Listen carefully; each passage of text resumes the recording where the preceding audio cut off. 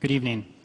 My question is, what specific tax provisions will you change to ensure the wealthiest Americans pay their fair share in taxes? Mr. Trump, you have 2 minutes. Well, one thing I do is get rid of carried interest. One of the greatest provisions for people like me, to be honest with you.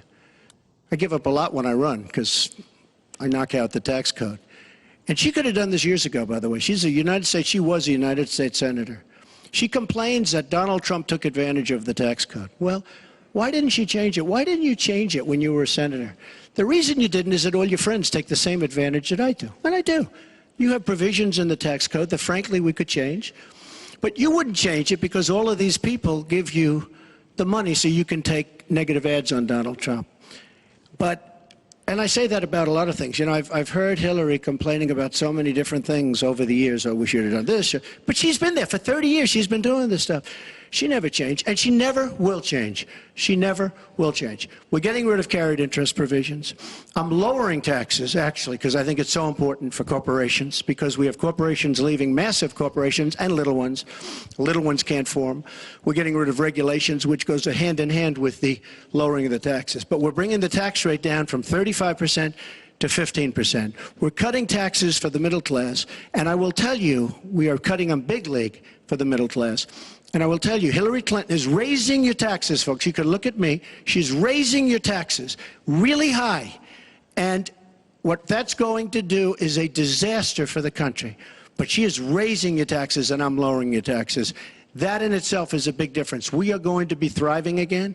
We have no growth in this country. There's no growth. If China has a GDP of 7%, it's like a national catastrophe. We're down at 1%. And that's like no growth. And we're going lower, in my opinion. And a lot of it has to do with the fact that our taxes are so high, just about the highest in the world. And I'm bringing them down to one of the lower in the world. And I think it's so important, one of the most important things we can do. But she is raising everybody's taxes massively. Secretary Clinton, you have 2 minutes. The question was, what specific tax provisions will you change to ensure the wealthiest Americans pay their fair share of taxes? Well, everything you've heard just now from Donald is not true. I'm sorry I have to keep saying this, but he lives in an alternative reality. And it is sort of amusing to hear somebody who hasn't paid federal income taxes in maybe 20 years talking about what he's going to do. But I'll tell you what he's going to do.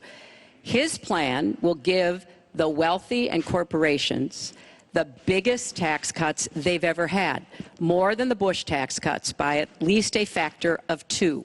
Donald always takes care of Donald and people like Donald, and this would be a massive gift. And indeed, the way that he talks about his tax cuts would end up raising taxes on middle-class families, millions of middle-class families. Now, here's what I want to do. I have said nobody who makes less than $250,000 a year, and that's the vast majority of Americans, as you know, will have their taxes raised, because I think we've got to go where the money is, and the money is with people who've taken advantage of every single break in the tax code. And yes, when I was a senator, I did vote to close corporate loopholes. I voted to close, I think, one of the loopholes he took advantage of when he claimed $1 billion loss that enabled him to avoid paying taxes. I want to have a tax on people who are making $1 million. It's called the Buffett rule. Yes, Warren Buffett is the one who's gone out and said somebody like him should not be paying a lower tax rate than his secretary. I want to have a surcharge on incomes above $5 million. We have to make up for lost times, because I want to invest in you. I want to invest in hardworking families. And I think it's been unfortunate, but it's happened, that since the Great Recession, the gains have all gone to the top. And we need to reverse that. People like Donald, who paid 0 in taxes, 0 for our vets, 0 for our military, 0 for health and education. That is wrong. And we're going to make sure that nobody, no corporation and no individual, can get away without paying his fair share to support our country. Mr. Trump, I want to give you the chance to respond. I just want to tell our viewers what she's referring to. In the last month, taxes were the #1 issue on Facebook for the first time in the campaign. The New York Times published 3 pages of your 1995 tax returns. They show you claimed a $916 million loss, which means you could have avoided paying personal federal income taxes for years. You've said you pay state taxes, employee taxes, real estate taxes, property taxes. You have not answered, though, a simple question. did you use that $916 million loss to avoid paying personal federal income taxes? Of course I do. Of course I do. And so do all of her donors, or most of her donors. I know many of her donors. Her donors took massive tax write-offs. So have you not paid personal federal income tax? A lot of my write-off was depreciation and other things that Hillary, as a senator, allowed. And she'll always allow it because the people that give her all this money, they want it. That's why. See, I understand the tax code better than anybody that's ever run for president. Hillary Clinton, and it's extremely complex, Hillary Clinton has friends that want all of these provisions, including they want the carried interest provision, which is very important to Wall Street people, but they really want the carried interest provision, which I believe Hillary's leaving. It's very interesting why she's leaving carried interest. But I will tell you that, number one, I pay tremendous numbers of taxes. I absolutely used it, and so did Warren Buffett, and so did George Soros, and so did many of the other people that Hillary is getting money from. Now, I won't mention their names because they're rich, but they're not famous, so we won't make them famous. Can you say how many years you have avoided paying personal federal income taxes? No, but I pay tax, and I pay federal tax, too. But I have a write-off. A lot of it's depreciation, which is a wonderful charge. I love depreciation. You know, she's given it to us. Hey, if she had a problem, for 30 years she's been doing this, Anderson. I say it all the time. She talks about health care. Why didn't she do something about it? She talks about taxes. Why didn't she do something about it? She doesn't do anything about anything other than talk. With her, it's all talk and no action. In the past, and again, Bernie Sanders, it's really bad judgment. She has made bad judgment not only on taxes, she's made bad judgments on Libya, on Syria, on Iraq.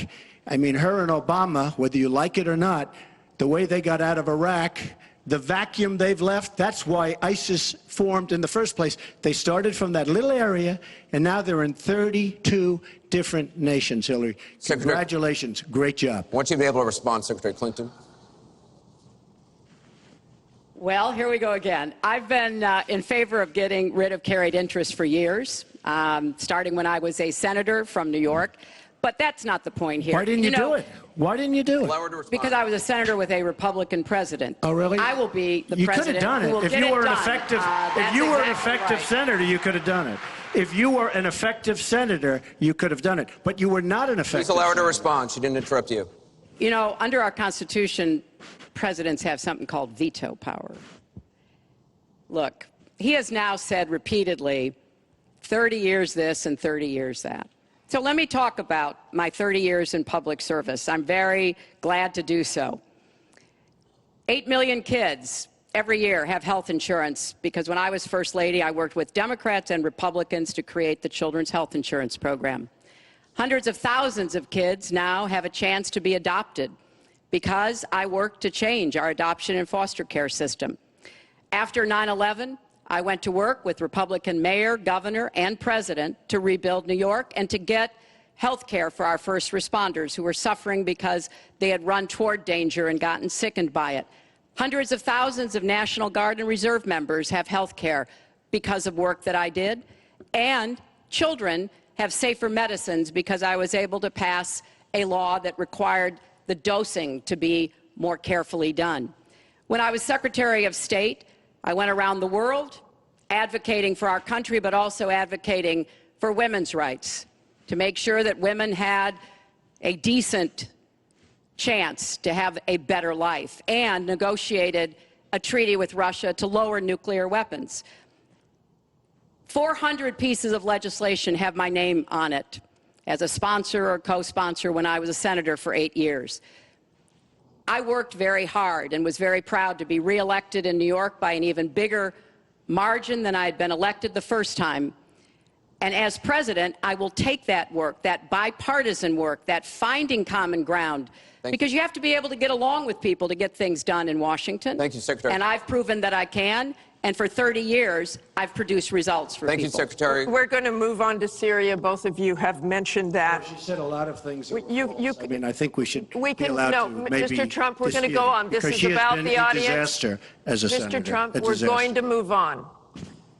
The heartbreaking video of a 5-year-old Syrian boy named Amran sitting in an ambulance after being pulled from the rubble after an airstrike in Aleppo focused the world's attention on the horrors of the war in Syria. with 136 million views on Facebook alone. But there are much worse images coming out of Aleppo every day now, where in the past few weeks alone, 400 people have been killed, at least 100 of them children. Just days ago, the State Department called for a war crimes investigation of the Syrian regime of Bashar al-Assad and its ally, Russia, for their bombardment of Aleppo. So this next question comes from social media through Facebook. Diane from Pennsylvania asks, if you were president, what would you do about Syria and the humanitarian crisis in Aleppo? Isn't it a lot like the Holocaust when the U.S. waited too long before we helped? Secretary Clinton, we will begin with your 2 minutes. Well, the situation in Syria is catastrophic. And every day that goes by, we see the results of the regime by Assad in partnership with the Iranians on the ground, the Russians in the air, bombarding places, in particular Aleppo, where there are hundreds of thousands of people, probably about 250,000 still left. And there is a determined effort by the Russian Air Force to destroy Aleppo in order to eliminate the last of the Syrian rebels who were really holding out against the Assad regime. Russia hasn't paid any attention to ISIS. They're interested in keeping Assad in power. So when I was Secretary of State, advocated, and I advocate today, a no-fly zone and safe zones. We need some leverage with the Russians because they're not going to come to the negotiating table for a diplomatic resolution unless there is some leverage over them. And we have to work more closely with our partners and allies on the ground. But I want to emphasize that what is at stake here is the ambitions and the aggressiveness of Russia. Russia has decided that it's all in Syria, and they've also decided who they want to see become president of the United States, too, and it's not me. I've stood up to Russia. I've taken on Putin and others, and I would do that as president. I think wherever we can cooperate with Russia, that's fine, and I did as Secretary of State. That's how we got a treaty reducing nuclear weapons. It's how we got the sanctions on Iran that put a lid on the Iranian nuclear program without firing a single shot. So I would go to the negotiating table with more leverage than we have now. But I do support the effort to investigate for crimes, war crimes, committed by the Syrians and the Russians and try to hold them accountable. Thank you, Secretary Clinton. First of all, Mr. she Trump. was there as Secretary of State with the so-called line in the sand, which... No, I wasn't. I was gone. I hate to interrupt you, but you were in contact, excuse me. At some point, we need to do You were in some total fact-checking contact here. with the White House. And perhaps, sadly, Obama probably still listened to you. I don't think he'd be listening very much anymore. Obama draws the line in the sand. It was laughed at all over the world what happened. Now, with that being said, she talks tough against Russia. But our nuclear program has fallen way behind, and they've gone wild with their nuclear program. Not good. Our government shouldn't have allowed that to happen. Russia is new in terms of nuclear. We are old, we're tired, we're exhausted in terms of nuclear. A very bad thing. Now, she talks tough. She talks really tough against Putin and against Assad. She talks in favor of the rebels. She doesn't even know who the rebels are. You know, every time we take rebels, whether it's in Iraq or anywhere else, we're arming people. And you know what happens? They end up being worse than the people. Look at what she did in Libya with Gaddafi. Gaddafi's out. It's a mess. And by the way, ISIS has a good chunk of their oil. I'm sure you probably have heard that. It was a disaster. Because the fact is, almost everything she's done in foreign policy has been a mistake, and it's been a disaster. But if you look at Russia, just take a look at Russia, and look at what they did this week, where I agree she wasn't there, but possibly she's consulted. We sign a peace treaty. Everyone's all excited. Well, what Russia did with Assad, and by the way, with Iran, who you made very powerful with the dumbest deal perhaps I've ever seen in the history of deal-making, the Iran deal with $150 billion, with the $1.7 billion in cash, which is enough cash to fill up this room. But look at that deal. Iran now and Russia are now against us. So she wants to fight. She wants to fight for rebels. There's only one problem. You don't even know who the rebels are. Mr. Trump, So Mr. what's Trump, the your purpose? 2 minutes And one thing is I have up. to say, Your 2 minutes I don't is like up. Assad at all, but Assad is killing ISIS. Russia is killing ISIS, and Iran is killing ISIS. And those three have now lined up because of our weak foreign policy. Mr. Trump, let me repeat the question. If you were president, what would you do about Syria and the humanitarian crisis in Aleppo? And I want to remind you what your running mate said. He said provocations by Russia need to be met with American strength, and that if Russia continues to be involved in airstrikes along with the Syrian government forces of Assad, the United States of America should be prepared to use military force to strike the military targets of the Assad regime. Okay? He and I haven't spoken, and I disagree. I disagree. You disagree with your running I think we have mate. to knock out ISIS. Right now, Syria is fighting ISIS. We have people that want to fight both at the same time. But Syria is no longer Syria. Syria is Russia, and it's Iran, who she made strong, and Kerry and Obama made into a very powerful nation and a very rich nation very, very quickly, very, very quickly. I believe we have to get ISIS. We have to worry about ISIS before we can get too much more involved. She had a chance to do something with Syria. They had a chance, and that was the line. What do you think And will she happen if Aleppo falls? I think Aleppo is a disaster humanitarian-wise. What do you think will happen if it falls? I think that it basically has fallen, okay? It basically has fallen. Let me tell you something. You take a look at Mosul. The biggest problem I have with the stupidity of our foreign policy. We have Mosul. They think a lot of the ISIS leaders are in Mosul. So we have announcements coming out of Washington and coming out of Iraq. We will be attacking Mosul in 3 weeks or 4 weeks. Well, all of these bad leaders from ISIS are leaving Mosul. Why can't they do it quietly? Why can't they do the attack, make it a sneak attack, and after the attack is made, inform the American public that we've knocked out the leaders, we've had a tremendous success. People leave. Why do they have to say we're going to be attacking Mosul within the next 4 to 6 weeks, which is what they're saying? How stupid is our country? There are sometimes reasons the military does that. Psychological I can't warfare. think of any. I can't think of any. It and I'm might pretty be good to at it. help We have get General civilians Flynn, out. And we have, look, I have 200 generals and admirals who endorse me.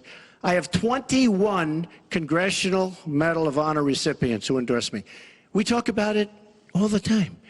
They understand. Why can't they do something secretively where they go in and they knock out the leadership? Why would these people stay there? I've been reading now Tell for me weeks. what your Martha, I've been strategy reading now is. for weeks about Mosul, that it's the harbor of where, between Raqqa and Mosul.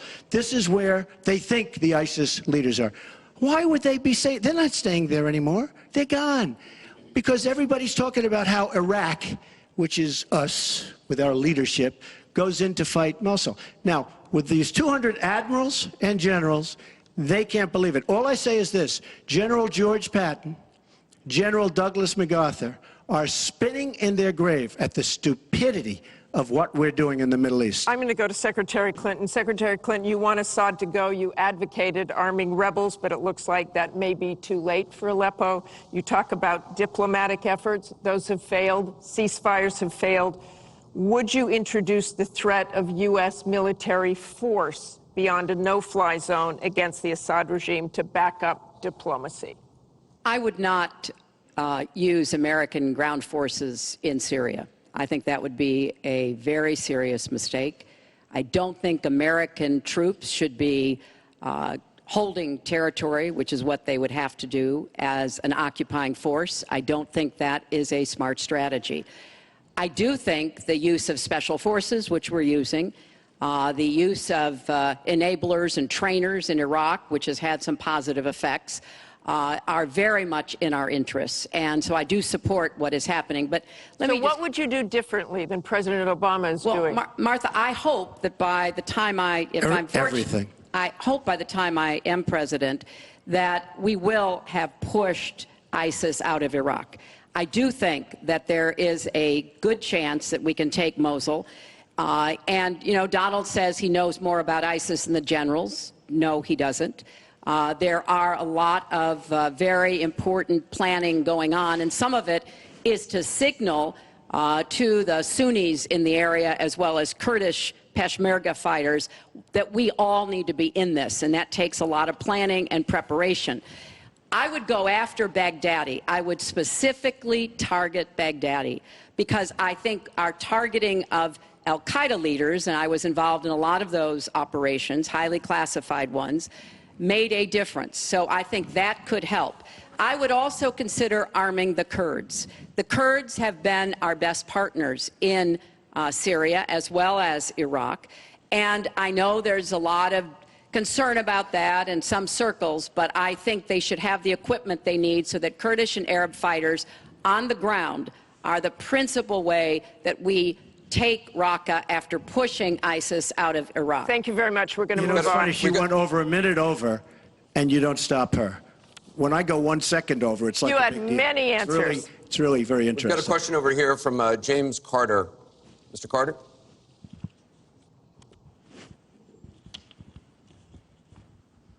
My question is, do you believe you can be a devoted president to all the people in the United States? That question begins for Mr. Trump. Absolutely.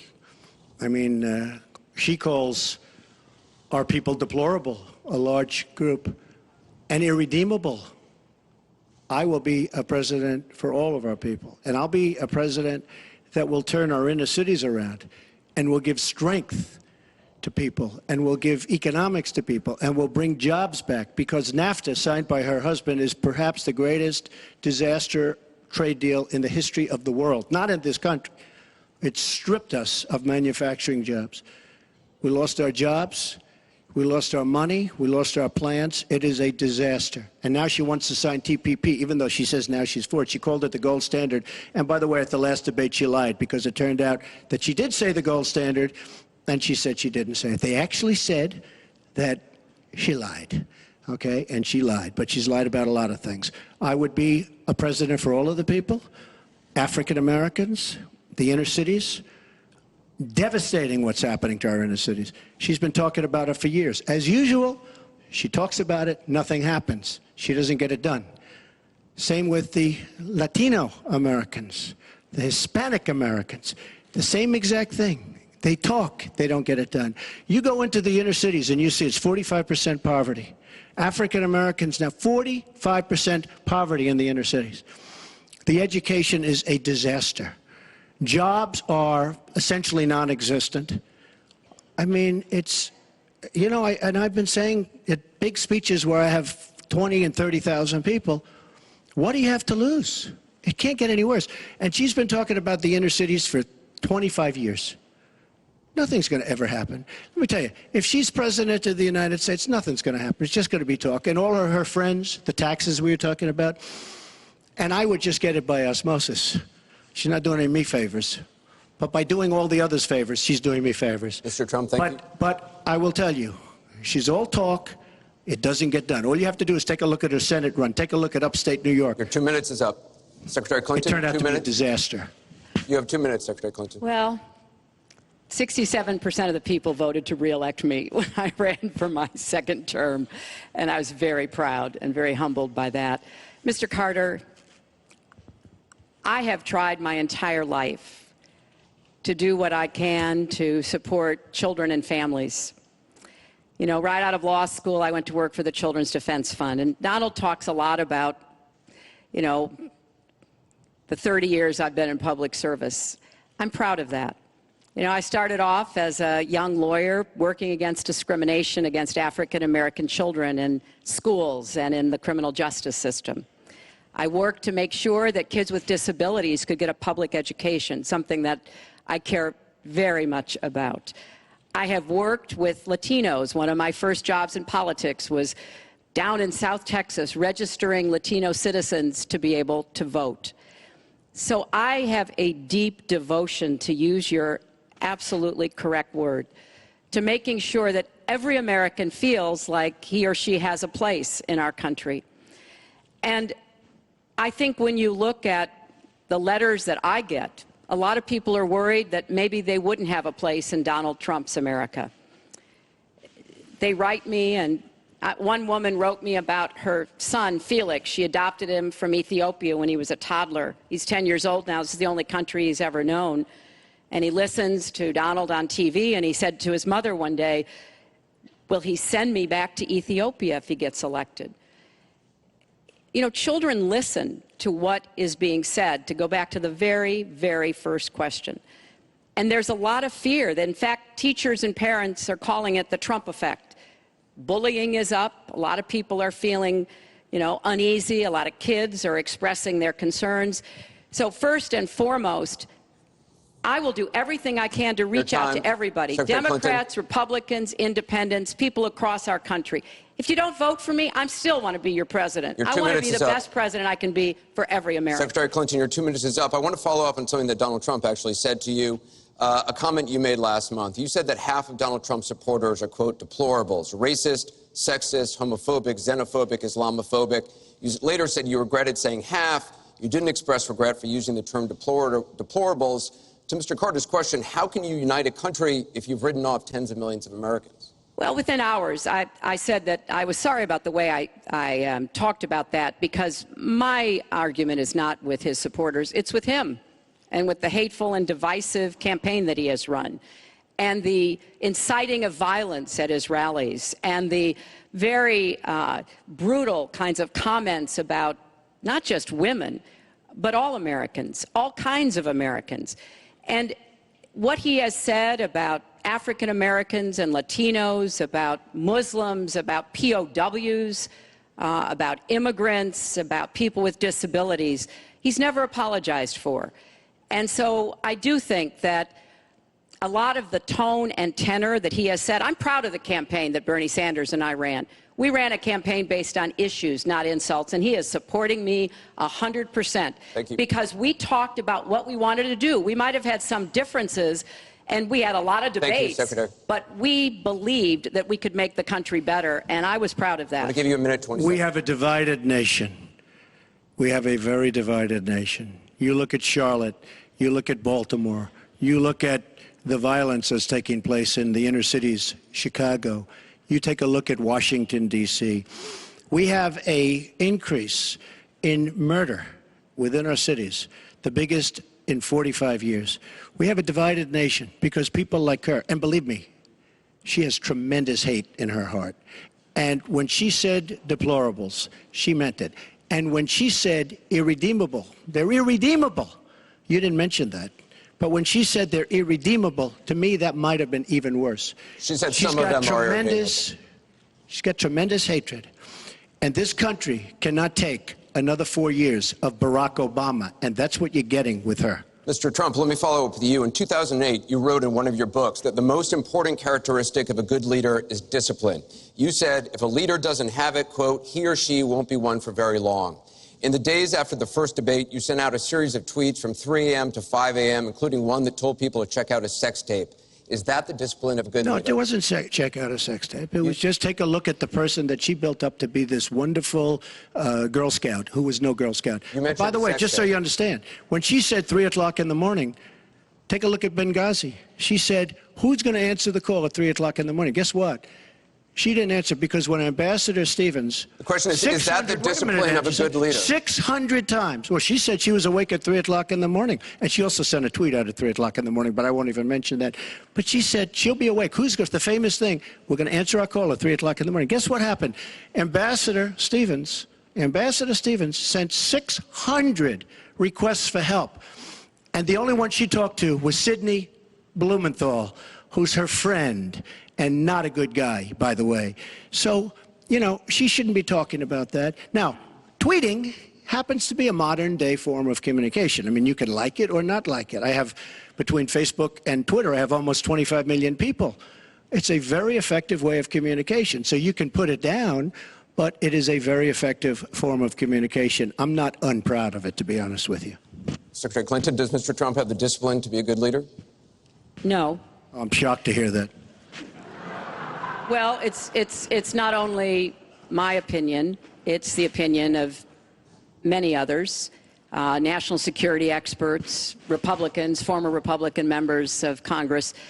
But it's in part because those of us who have had the great privilege of seeing this job up close and know how difficult it is, and it's not just because I watched my husband take a $300 billion deficit and turn it into a $200 billion surplus, and 23 million new jobs were created, and incomes went up for everybody. Everybody. African-American incomes went up 33%. And it's not just because I worked with George W. Bush after 9/11. And I was very proud that when I told him what the city needed, what we needed to recover, he said, "You've got it," and he never wavered. He stuck with me. And I have worked, and I admire President Obama. He inherited the worst financial crisis since the Great Depression. That was a terrible time for our country. We have to move along. 9 million people lost their jobs, 5 million homes were lost, Secretary and Clinton, we're $13 moving trillion in family wealth was wiped out. We are back on the right track. He would send us back into recession with his tax plans. Secretary Clinton, we are moving to an audience question. We're almost out of time. We have another. Mr. Trump, we're moving to an audience question. It is our country Mr. Trump, has the Secretary slowest growth, Clinton, we and want to get jobs to are a the disaster. audience. Thank you very much, both of you. We have another audience question. Beth Miller has a question for both candidates. Good evening. Perhaps the most important aspect of this election is the Supreme Court justice. What would you prioritize as the most important aspect of selecting a Supreme Court justice? We begin with your 2 minutes, Secretary Clinton. Thank you. Well, you're right. This is one of the most important issues in this election. I want to appoint Supreme Court justices who understand the way the world really works, who have real-life experience, who have not just been in a big law firm and maybe clerked for a judge and then gotten on the bench, but maybe they tried some more cases. They actually understand what people are up against, because I think the current court has gone in the wrong direction. And so I would want to see the Supreme Court reverse Citizens United and get dark, unaccountable money out of our politics. Donald doesn't agree with that. I would like the Supreme Court to understand that voting rights are still a big problem in many parts of our country, that we don't always do everything we can to make it possible for people of color and older people and young people to be able to exercise their franchise. I want a Supreme Court that will stick with Roe v. Wade and a woman's right to choose, and I want a Supreme Court that will stick with marriage equality. Now, Donald has put forth the names of some people that he would consider. And among the ones that he has suggested are people who would reverse Roe v. Wade and reverse marriage equality. I think that would be a terrible mistake and would take us backwards. I want a Supreme Court that doesn't always side with corporate interests. I want a Supreme Court that understands because you're wealthy and you can give more money to something doesn't mean you have any more rights or should have any more rights than anybody else. So I have very clear views about what I want to see to change the balance on the Supreme Court. And I regret deeply that the Senate has not done its job, and they have not permitted a vote on the person that President Obama, a highly qualified person, they've not given him a vote to be able to have the full complement of 9 Supreme Court justices. I think that was a dereliction of duty. I hope that they will see their way to doing it, but if I am so fortunate enough as to be president, I will immediately move to make sure that we fill that. We have 9 justices Secretary and they get to work on behalf of our people. Thank you. You're out of time, Mr. Trump. Justice Scalia, great judge, died recently, and we have a vacancy. I am looking to appoint judges very much in the mold of Justice Scalia. I'm looking for judges, and I've actually picked 20 of them, so that people would see, highly respected, highly thought of, and actually very beautifully reviewed by just about everybody, but people that will respect the Constitution of the United States. And I think that this is so important. Also, the Second Amendment, which is totally under siege by people like Hillary Clinton. They'll respect the Second Amendment and what it stands for, what it represents. So important to me. Now, Hillary mentioned something about contributions, just so you understand. So I will have in my race more than $100 million put in of my money, meaning I'm not taking all of this big money from all of these different corporations like she's doing. What I ask is this. So I'm putting in more than, by the time it's finished, I'll have more than $100 million invested. Pretty much self-funding mine. We're raising money for the Republican Party, and we're doing tremendously on the small donation, $61 average or so. I asked Hillary, why doesn't she made $250 million by being in office? She used the power of her office to make a lot of money. Why isn't she funding, not for $100 million, but why don't you put 10 or 20 or 25 or $30 million into your own campaign? It's $30 million less for special interests that will tell you exactly what to do. And it would really, I think, be a nice sign to the American public. Why aren't you putting some money in? You have a lot of it. You've made a lot of it because of the fact that you've been in office. You made a lot of it while you were Secretary of State, actually. So why aren't you putting money into your own campaign? I'm just curious. Well, thank you very much. Thank you. We're going to get on to one more question. The question was about the Supreme Court, and I just want to quickly say, very quickly, I respect the Second Amendment, but I believe there should be comprehensive background checks, and we should close the gun show loophole and close the online loophole. We have one more question, as many Mrs. lives Clinton. as we possibly can. We have one more question from Ken Bone about energy policy. Ken? What steps will your energy policy take to meet our energy needs, while at the same time remaining environmentally friendly and minimizing job loss for fossil power plant workers? Mr. Trump, 2 minutes. Absolutely. I think it's such a great question because energy is under siege by the Obama administration, under absolute siege. The EPA, Environmental Protection Agency, is killing these energy companies. And foreign companies are now coming in, buying so many of our different plants and then rejiggering the plant so that they can take care of their oil. We are killing, absolutely killing our energy business in this country. Now, I'm all for alternative forms of energy, including wind, including solar, etc. But we need much more than wind and solar. And you look at our miners. Hillary Clinton wants to put all the miners out of business. There is a thing called clean coal. Coal will last for 1,000 years in this country. Now we have natural gas and so many other things because of technology. We have unbelievable, we have found over the last 7 years, we have found tremendous wealth right under our feet. So good, especially when you have 20 trillion in debt. I will bring our energy companies back. They'll be able to compete. They'll make money. They'll pay off our national debt. They'll pay off our tremendous budget deficits, which are tremendous. But we are putting our energy companies out of business.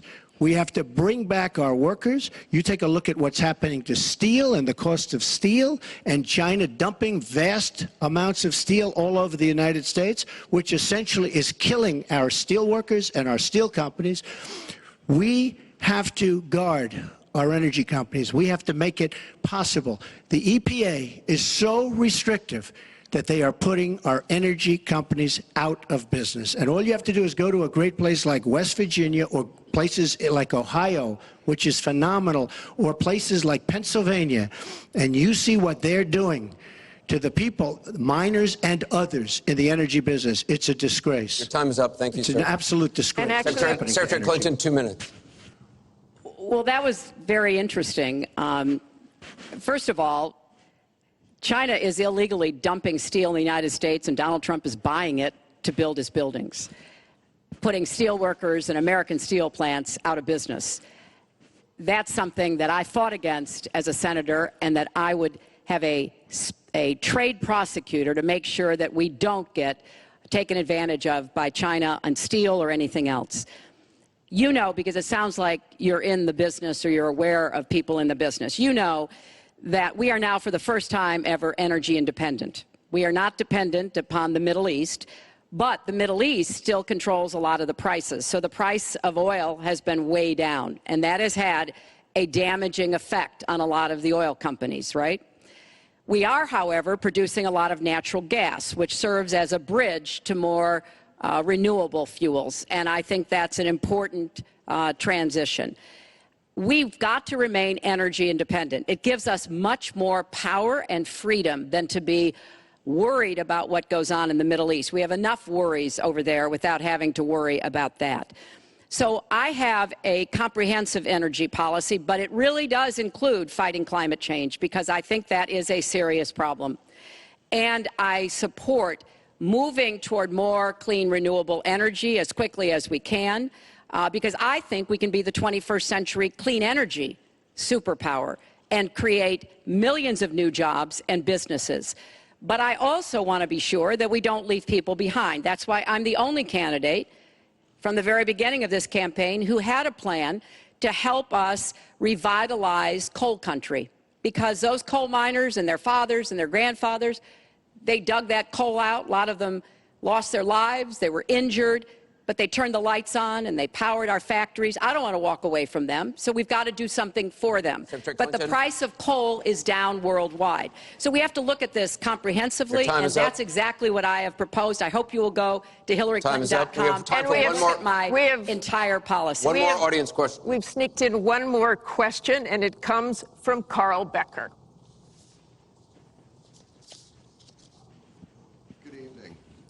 My question to both of you is, regardless of the current rhetoric, would either of you name one positive thing that you respect in one another?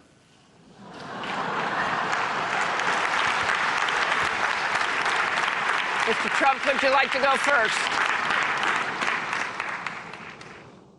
Well, I certainly will, because I think that's a very fair and important question. Look, I respect his children. His children are incredibly able and devoted, and I think that says a lot about Donald. I don't agree with nearly anything else he says or does, but I do respect that, and I think that is something that as a mother and a grandmother is very important to me.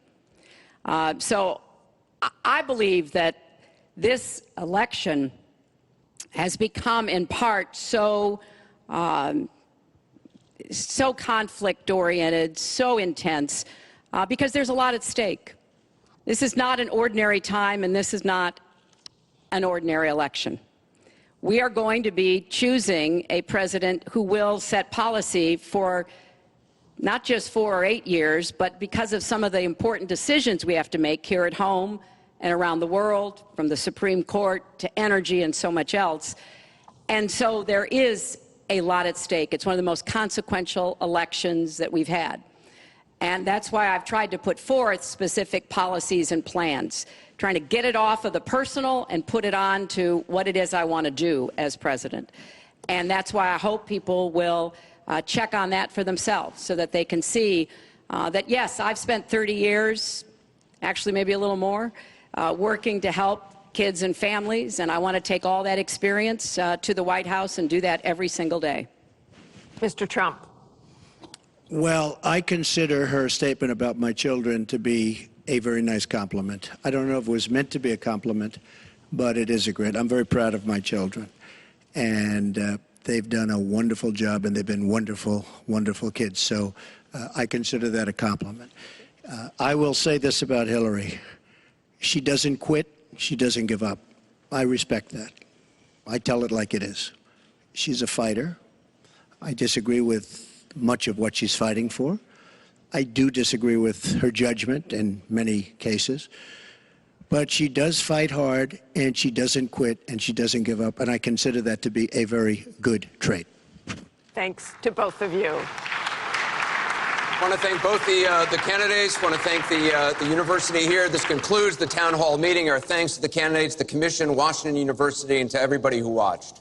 Please tune in on October 19th for the final presidential debate that will take place at the University of Nevada, Las Vegas. Good night, everyone.